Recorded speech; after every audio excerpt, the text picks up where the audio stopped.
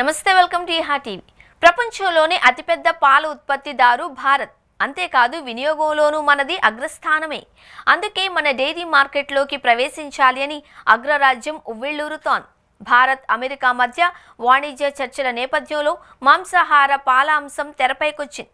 ఈ పాలను భారత్కు ఎగుమతి చేస్తాము అని యుఎస్ కుదరదు అని మన దేశం పట్టుపడుతున్నాయి.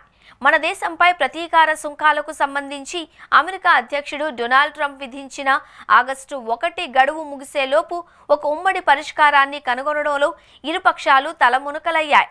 వాణిజ్య చర్చల నేపథ్యంలో మన పాడి పరిశ్రమ తలుపులను అమెరికా దిగుమతులకు తెరవడానికి మన దేశం చూపుతున్న ప్రతిఘటన కేవలం ఆర్థికపరమైనది మాత్రమే కాదు అన్నది సుస్పష్టం. గోమాతగా ఆవు నుంచి వచ్చే పాలు, పేడ అన్నింటినీ అత్యంత పవిత్రమైన వస్తువులుగా భావించే దేశం మనది. రోజువారీ ఆహారంలోనూ సనాతన ధర్మ సాంప్రదాయంలోనూ పాలు, పెరుగు, నెయ్యికి ఉన్న విలువ అందరికీ తెలిసిందే. అలాంటి గోవుకు మనం గడ్డి, ఇతర శాకాహార దాణాను మాత్రమే వినియోగిస్తాం. కానీ విదేశాలలో అలా కాదు, జంతువుల ఆధారిత దాణా కూడా వినియోగిస్తారు. ఇప్పుడు ఇదే భారత్ అమెరికా వాణిజ్యంలో చర్చనీయాంశంగా మారింది. దిగుమతి చేసుకునే పాలకు జంతువుల ఆధారిత దాణా తీసుకొని ఆవుల నుండి సేకరించాం అన్న కఠిన ధృవీకరణ ఉండాలి అని భారత్ పట్టుబడుతోంది. మన డిమాండ్లను అనవసర వాణిజ్య అవరోధము అని అమెరికా పేర్కొంది. ప్రపంచ వాణిజ్య సంస్థ వద్ద కూడా ఈ విషయాన్ని లేవనెత్తింది. 2024 నవంబర్లో అమల్లోకి వచ్చిన నవీకరించిన పాల ధృవీకరణలో అలాంటి ఆందోళనలను భారత్ పేర్కొనలేదు అని అగ్రరాజ్యం అంటోంది. కుటుంబ వినియోగ వ్యయ సర్వే 2023-24 ప్రకారం దేశంలో సుమారు 94% జనాభా పాలు, పాల ఉత్పత్తులు వినియోగిస్తున్నారు. ప్రపంచం డైరీ రంగంలో అప్రతిహతంగా దూసుకుపోతున్న భారత్లో తన అదృష్టాన్ని పరీక్షించుకోవాలి అని యుఎస్ ప్రయత్నిస్తోంది. ఇదే జరిగితే ఇక్కడి మార్కెట్లోకి చవక పాలు, పాల ఉత్పత్తులు వెల్లువెత్తుతాయి. స్టేట్ బ్యాంక్ ఆఫ్ ఇండియా విశ్లేషణ ప్రకారం యుఎస్ డైరీ ఉత్పత్తుల దిగుమతులను ప్రభుత్వం అనుమతిస్తే భారత్ ఏటా ఏకంగా 1.03 లక్షల కోట్ల నష్టాన్ని ఎదుర్కోవాల్సి ఉంటుంది. మాంసం లేదా రక్తం వంటి జంతువుల ఆధారిత దాణాను ఆహారంగా తీసుకునే ఆవుల నుండి వచ్చేవే మాంసాహార పాలు. వివిధ నివేదికల ప్రకారం యుఎస్లో పశువులకు ఆహారంగా జంతు ఆధారిత దాణా కూడా వాడుతున్నారు. పందులు, చేపలు, కోళ్లు, గుర్రాలు, పిల్లులు లేదా కుక్కల మాంసం వ్యర్థాల ఆధారంగా తయారైన దాణా వీటిలో ఉంది. పశువులకు ప్రోటీన్ కోసం పంది, గుర్రపు రక్తాన్ని, అలాగే బలిష్టంగా తయారయ్యేందుకు పశువుల భాగాల నుండి తీసిన కొవ్వును ఆహారంగా ఇస్తున్నారట.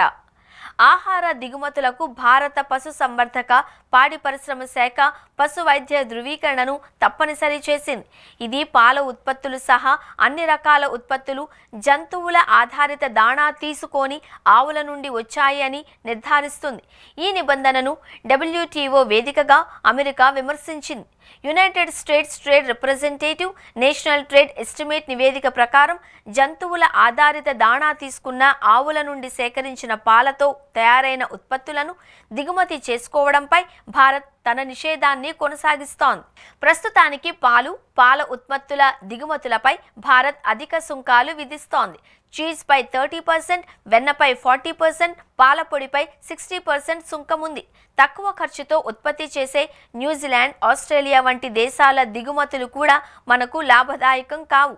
1998 నుంచి ప్రపంచంలో పాల ఉత్పత్తిలో మనమే నెంబర్ 1. ప్రస్తుతం ప్రపంచ పాల ఉత్పత్తిలో 25% వాటా మనదే. దేశంలో పాల ఉత్పత్తి 2014-15లో 146.31 మిలియన్ టన్నుల నుండి 2023-24లో 239.30 మిలియన్ టన్నులకు పెరిగింది. ప్రపంచ దేశాల మొత్తం పాల ఉత్పత్తి 2023-24లో 981 మిలియన్ టన్నులు. దేశంలో తలసరి పాల లభ్యత అప్పట్లో రోజుకు 319 గ్రాముల నుండి ఇప్పుడు 471 గ్రాములకు చేరింది. ప్రపంచ సగటు తలసరి పాల లభ్యత 2024లో 329 గ్రాములు. దేశ జీడిపిలో 4 నుండి 5% వాటా డైరీ రంగానిదే. కేంద్ర ప్రభుత్వ ప్రాథమిక పశు సంవర్ధక గణాంకాలు 2024 ప్రకారం 2023-24లో దేశంలో పాల ఉత్పత్తిలో ఆవులదే అగ్రస్థానం. అన్ని రకాల గోవులు కలిపి మొత్తం పాలలో సుమారు 55% ఉత్పత్తి చేస్తున్నాయి. పాల ఉత్పత్తిలో మన తరువాత అమెరికా 11.04%, పాకిస్తాన్ 6.73%గా ఉన్నాయి.